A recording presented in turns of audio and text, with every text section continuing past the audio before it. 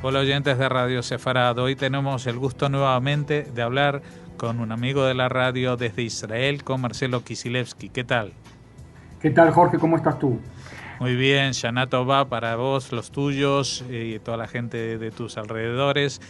Shana Nosotros... Tová y para la audiencia de Radio Sefarad especialmente, ¿no? Y para toda tu familia. Digo que nosotros solemos apelar a recurrir a tu conocimiento generalmente cuando hay situaciones complicadas y bélicas en Israel, y por suerte, se puede decir como una excepción casi, 5.775 no ha sido un año de conflictos bélicos frontales, pero han pasado muchas cosas en Israel, ¿no? Sí, bueno, quizás lo más importante, lo central que tuvimos acá fueron las elecciones en Israel. Con respecto a los enfrentamientos bélicos, hay que decir que en general ocurren en el verano y por lo tanto acá las especulaciones son que tendrían que ocurrir en el verano que viene. Si es en julio, si es en agosto. El último fue en agosto. Entonces la pregunta es si esto va a ser así, porque desde el verano pasado que tuvimos el operativo Margen Protector, no hubo ningún cambio estructural en las relaciones de fuerzas. El acuerdo por el cese del fuego permanente que se tenía que firmar después del operativo todavía no se firmó, y bueno, estamos esperando eso también. De otro modo, dicen los analistas, podría llegar a este paso a haber otro operativo similar el año que viene, con un aditamento más, Jorge, que es la aparición de pequeñas células de ISIS dentro de la Franja de Gaza. No sé si recordarán los oyentes hace algunas semanas los lanzamientos de misiles desde la Franja de Gaza, por goteo, muy poquitos, pero no fueron por Hamas, fueron por ISIS. Entonces ahí la interna palestina muchas veces es la que juega y la que suele calentar el ambiente como para tener otro operativo el año que viene. He leído por ahí que se esperan problemas con el Daesh, el que llamaba ISIS o Estado Islámico, desde la frontera con Egipto, ¿no? O sea, siempre ellos han tenido muchos operativos contra el ejército egipcio, pero Israel se prepara contra un enfrentamiento directo que pueda tener no ya un lanzamiento aislado de un cohete. Claro, lo que tenemos en Egipto es lo que se llama la nueva franquicia, y también en Libia y también en la Franja de Gaza. No es ISIS exactamente los iraquíes que llegaron hasta aquí, sino que son, en el caso de Egipto, los salafistas que ya existían y que ya eran súper violentos y mucho más extremistas incluso que la hermandad musulmana, que se han rebautizado como ISIS. Lo mismo tenemos en Boko Haram, en Nigeria, donde han decidido adoptar la bandera de ISIS como la bandera de Boko Haram. Si uno busca la bandera de Boko Haram, es la bandera de ISIS. Y lo mismo ocurre en la Franja de Gaza. Efectivamente, lo que está pasando, o lo que se viene, o lo que hay que tener mucho cuidado, es el hecho de que ISIS iraquí ha establecido como su agenda la conquista de países como Libia, y el oyente que quiere poner en el mapa para ver desde dónde venimos, estamos viniendo desde el norte de África, Libia, Egipto, Israel, Estado palestino futuro, Jordania, Siria, Líbano, Irak. Y eso es solamente para empezar, porque si vamos a lo que se llamaba Dar el Islam, aquel viejo espacio de conquista del Islam primero, desde Muhammad, desde Mahoma hasta la dinastía de los califas Omeya, entonces tenemos bastante más. Incluiría todo el norte de África y, lamento comunicarles a los oyentes de Radio Sefarad, también España y Portugal forman parte de aquel espacio, hasta Pakistán y la India del otro lado. ¿No? Y bueno, si llegaran hasta ahí, seguramente seguirán, porque una cosa es cumplir con reconstruir el imperio, y otra cosa es seguir con la yihad, cuya misión es conquistar a todo el planeta, ¿no? O sea, llevar la verdad de Mahoma o del Islam a todo el mundo. O sea que... Por las buenas o por las malas. O sea, vos estás hablando efectivamente de después de conquistar Dar el Islam, pasar a lo que se llama Dar el Harb. Lo que pasa es que tienen mucho trabajo antes Sí.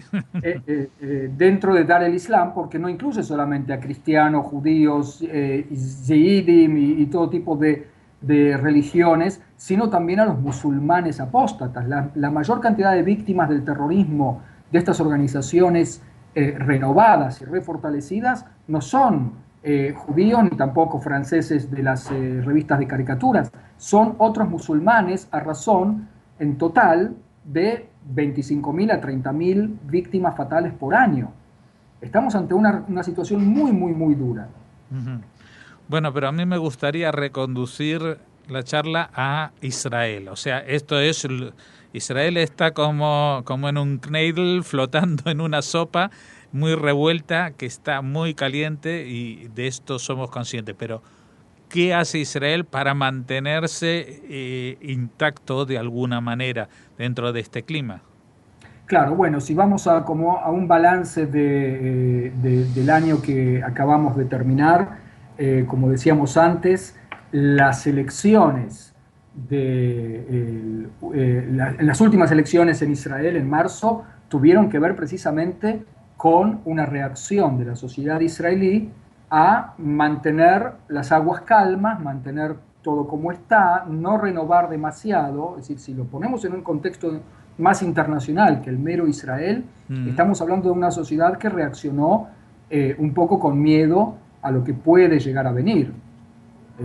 Yo tengo acá una persona muy cercana, tradicional, votante del Likud, donde se le preguntaba, a la luz de que la brecha socioeconómica está creciendo en Israel y que la situación de las personas particulares no es mejor con el gobierno ya tan largo de Benjamin Netanyahu, ¿por qué seguís votando a Benjamin Netanyahu?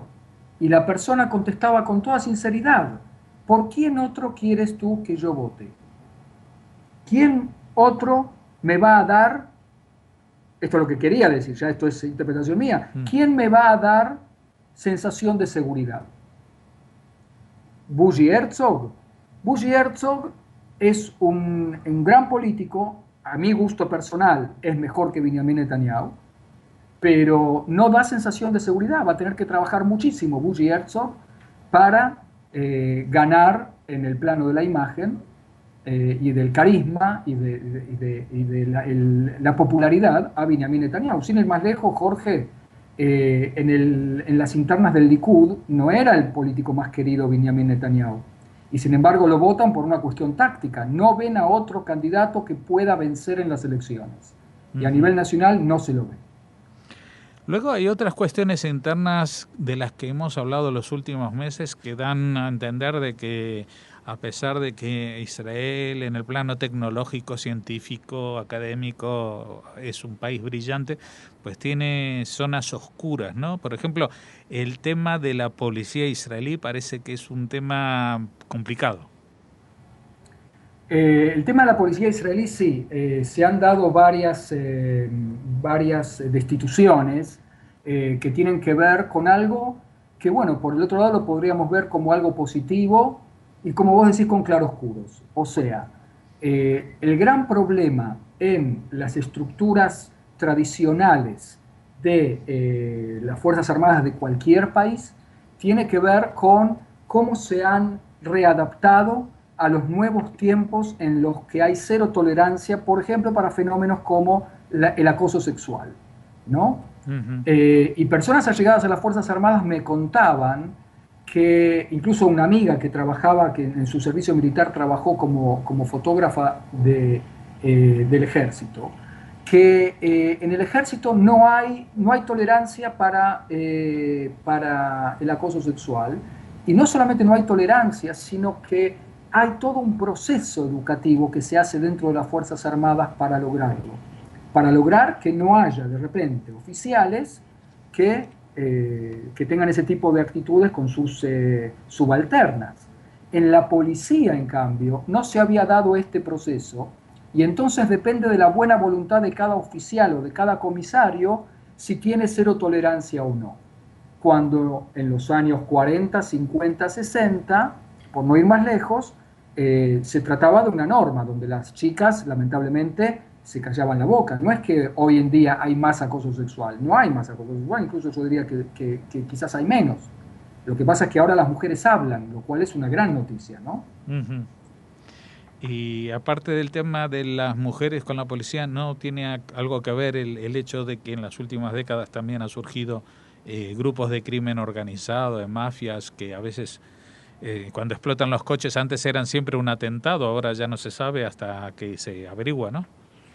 Sí, yo no soy un experto en la historia de los grupos familiares mafiosos en Israel, pero yo creo que no son tan nuevos. O sea, lo que hay sí es una escalada en la violencia de estos grupos, donde de repente hay liquidaciones, eh, ajustes de cuentas, como se suele decir, que la policía muchas veces no tiene ni idea porque hay zonas no geográficas, sino zonas sociales donde la policía falla en su trabajo de inteligencia. Una de las zonas, por ejemplo, es también el sector árabe, donde muchas veces se dan este ajuste de cuentas ya entre familias, entre jamulas, muchas veces ligado a grupos mafiosos o simplemente ligado a grupos familiares. Ujú. Nada que ver con el delito. Y sin embargo, también en esa área los asesinatos son difíciles de controlar y de prevenir.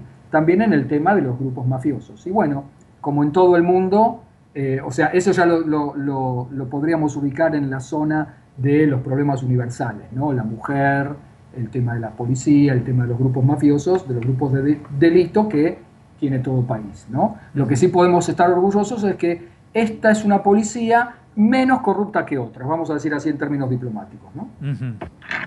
Bueno, estamos hablando de lo que es común a muchos países en la actualidad, pero hay algo que quizás es menos común o más específico de Israel, que es la relación del país con la religión, más que con la religión y la política, ¿no? O sea, en esta vuelta, en estas nuevas elecciones que mencionaste en marzo, pues Netanyahu se apoya nuevamente en grupos ultraortodoxos. Eso se ha notado. Sí, sí, sí, obviamente se nota, por ejemplo, con el renombramiento de uno de los mejores políticos en cuanto a su habilidad que tiene Israel, que es Arie Deri. Arie Deri, desde todo punto de vista de un Estado democrático de derecho, eh, para muchos políticos en Israel es un escándalo el hecho de que una persona que ha sido, eh, como se dice, convicto por un delito penal, como es el soborno y la corrupción, y que ha cumplido 3 años de condena en la cárcel, está bien, el hombre ha pagado su deuda con la sociedad, pero desde el punto de vista de la conducta moral de un político, digamos, mucha gente se pregunta cómo vuelve no solamente a la política, sino de un modo exitoso, tanto a lograr tomar el control nuevamente de su partido, el partido religioso sefardí Shas, como llegar a liderarlo y llegar a ser ministro de gobierno nuevamente, ¿no? Con el control de muchos resortes de poder y de fondos presupuestarios del gobierno.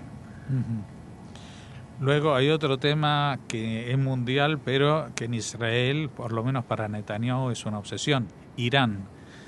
Y el Uh -huh. acuerdo que se venía hablando y se venía negociando y que ya estamos a pocas horas del 17 de septiembre y ya se sabe que Estados Unidos va a liberar el dinero que tenía retenido de Irán, lo cual va a suponer la entrada de miles de millones de dólares que no se sabe muy bien a qué se va a destinar, ¿no? Sí, el acuerdo con Irán efectivamente tiene muchísimos problemas. Eh, Entre ellos vos mencionás la liberación de un dinero que en total, sumando las retenciones de alrededor de 4.000 millones de dólares, más el desbloqueo de las exportaciones, que van a sumar casi inmediatamente 150.000 millones de dólares más, estamos hablando de un país que va a redoblar sus esfuerzos balísticos con misiles que alcanzan ya los 1.500 kilómetros de distancia y que no sirven para otra cosa que para aportar ojivas bélicas de un tipo o de otro. Estamos hablando de un país que va a poder, que ha estado durante todos los años de las sanciones apoyando a grupos terroristas como Hezbollah, como Hamas, como los Houthis en el Yemen y sosteniendo al gobierno chiita de Irak. O sea, estamos hablando de un país problemático que ya estaba apoyando. Imaginémonos cuánto más van a poder apoyar con 150.000 millones de dólares más. Estamos hablando de un país que en el acuerdo nada se decía sobre su actitud hacia Israel y ya antes de la firma, de refrendarse este acuerdo mañana, están hablando de destruir a Israel y que la lucha de ellos y de sus aliados, así lo dijo textualmente el jefe de la Guardia Revolucionarias iraníes, la lucha de Irán y de sus aliados no va a parar hasta que el enemigo Israel sea derrotado o sea destruido, etcétera, etcétera, digamos. Tanto Israel como los países árabes están muy, muy preocupados por esto. Israel ha manifestado su preocupación de un modo un poco más ruidoso que los países árabes, pero te puedo asegurar que Israel y los países árabes están del mismo lado. Recordemos que Irán es un país no árabe y desde el punto de vista religioso es un país chiita cuando la mayoría de los países árabes son sunitas. Así que el mayor enfrentamiento incluso te diría que no es con Israel y que Israel está bien, bien acompañado de este lado, ¿no? Bueno, otro tema del cual Israel se estuvo de alguna manera vanagloriando en los años de la crisis económica es de su salud, la salud de su economía, y incluso algo que parecía un futuro muy prometedor y que nada le pondría freno, el descubrimiento del gas natural. Y mientras se discutían algunas cuestiones, resulta que el principal consumidor o cliente de ese gas natural ha descubierto todavía más, ¿no? Egipto ha descubierto una fuente de gas natural todavía mayor, con lo cual el tema del futuro energético de Israel ya no es tan prometedor como antes. No, o sea, vamos a empezar por el lado interno, o sea, el gas va a generar el autoabastecimiento de gas para Israel, eso de por sí. Y siempre va a haber clientes de gas, yo creo que incluso, si no me equivoco, Turquía va a ser uno de esos clientes. Y es cierto, hasta ahora le comprábamos gas a Egipto, o sea que no le podamos vender ahora, es decir, sería quizás un mal menor. De todos modos, hay que decir que la economía israelí es una de las grandes paradojas de este país, porque Israel ha mantenido durante toda la última década y media, con altos y bajos, con la crisis de 2008, con los momentos como que vivimos este año, hace poquito, de la caída de las bolsas china, Israel parece como que navegara por aguas más calmas que los demás países, ¿no?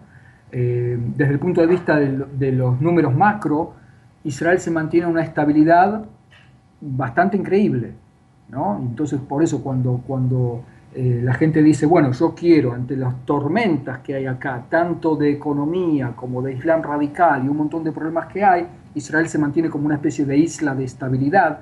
Eso es muy cierto en los números macro. En los números micro, nosotros vemos que si hacemos el paralelismo, el lado del terrorismo, el terrorismo se ha vuelto micro, es decir, se ha vuelto individual, con acuchillamientos a personas individuales en las calles. Ahora tuvimos ayer otro atentado con apedreamiento a un coche y un israelí resultó muerto, pero no son los atentados masivos que fueron alguna vez. Y del lado económico tenemos que los números macros se mantienen. Israel cierra las cuentas y se mantiene como una economía fuerte, como dice el primer ministro, pero la brecha socioeconómica se está agrandando y cada vez hay como más diferencia entre los que más ganan y los que menos ganan, con números fluctuantes de desocupación. Tampoco son dramáticos como el tercer mundo, pero es un tema que hay que estar todo el tiempo pendientes. Bueno, Marcelo, lo que sí queda claro es que oyendo tus crónicas, aquí todos los oyentes de Radio Sefarad ganan. aquí no habrá brecha informativa porque nos hemos recorrido junto con tus opiniones la actualidad de lo que ha dado de sí este último año hebreo, el 5775.